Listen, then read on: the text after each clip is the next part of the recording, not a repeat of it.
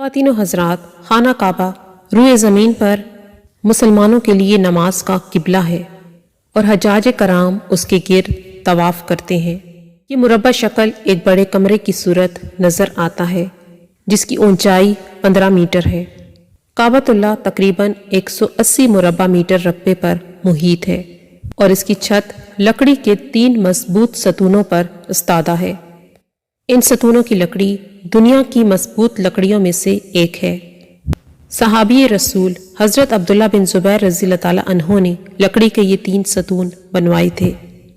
گویا اس وقت کو 1350 سال گزر چکے ہیں۔ ان ستونوں کی رنگت گہری بھوری ہے۔ لکڑی کے ہر ستون کا عمود تقریباً 150 سینٹی میٹر اور قطر یعنی موٹائی 44 سینٹی میٹر ہے۔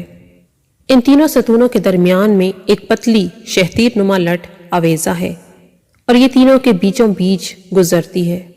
اس پر کعبۃ اللہ کے تحائف اور نوادرات لٹکے ہوئے ہیں۔ اس کے دونوں طرف کعبے کی شمالی اور جنوبی دیواریں ہیں۔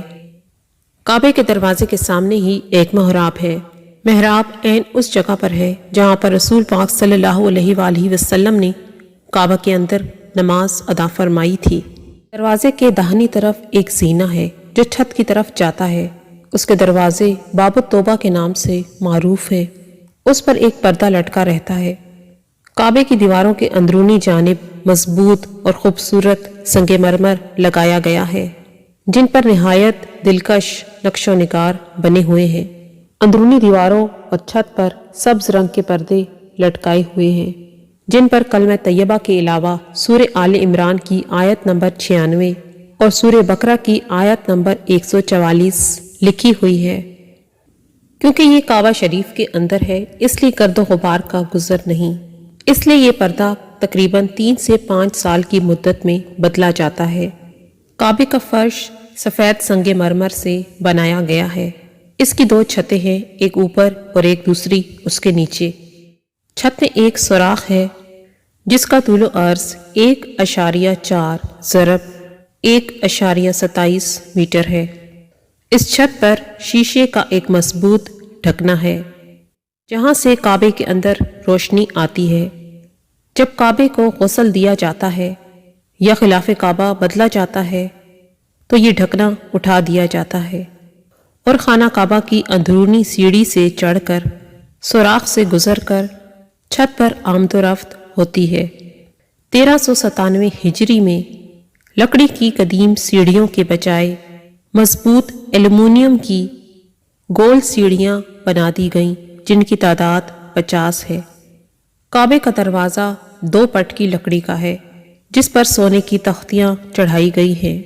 اس کی لاگت 1,24,000 ریال ہے جبکہ 280 کلو گرام سونا اس لاگت کے علاوہ ہے۔ یہ کام شاہ خالد بن عبدالعزیز کی ہدایت پر 1 سال میں مکمل ہوا۔ کعبے کے دائیں جانب اندرونی حصے میں رکن شامی ہے۔ اس میں ایک سیڑھی ہے جو مستطیل نما کمرے کی جانب جاتی ہے۔ اس کمرے میں کوئی کھڑکی نہیں ہے۔ اس کا ایک دروازہ ہے اور اس کا ایک خصوصی تالا ہے۔ اس کمرے کے دروازے پر خوبصورت ریشمی پردہ لٹکا ہوا ہے۔ خانہ کعبہ سے ملحق دوسری چھوٹی تعمیرات اور حصے ہیں جو اسی کا حصہ بن گئے۔ ان کی تعداد 13 ہے اور ہر ایک کا اپنا نام ہے۔ یہ حضرت ابراہیم علیہ السلام کے ہاتھوں بیت اللہ کی تعمیر کے وقت سے اسی طرح ہیں، لہٰذا یہ نام آج تک بنا کسی تبدیلی کے باقی ہیں۔ وہ اجزاء یہ ہیں: حجر اسود، یہ کعبے کا مشہور اور معروف ترین حصہ ہے۔ یہاں سے طواف کی ابتدا ہوئی اور مسلمانوں کے نزدیک اس کا بوسہ سنت ہے۔ احادیث نبویہ کے مطابق یہ جنت کے پتھروں میں سے ہے۔ کعبے کا دروازہ یہ بیت اللہ کی مشرقی سمت واقع ہے۔ یہ سطح زمین سے 2 میٹر سے زیادہ بلند ہے۔ اس کی اونچائی 3 میٹر سے زیادہ ہے جبکہ چوڑائی کم از کم 2 میٹر ہے۔ 1400 سالوں کے درمیان خلفاء اور حکمرانوں نے اس دروازے کی زیب و زینت پر خصوصی توجہ دی۔ میزاب، اس کو میزاب رحمت کے نام سے پکارا جاتا ہے۔ خانہ کعبہ کی چھت پر گرنے والا پانی اس کے ذریعے حتیم کے اندر گرتا ہے۔ مقام ابراہیم، بعض لوگوں کا کہنا ہے کہ یہ خانہ کعبہ کا حصہ ہے، تاہم علیحدہ ہو گیا۔ اس میں ایک چٹان ہے جس پر پاؤں کے نشان نقش ہیں۔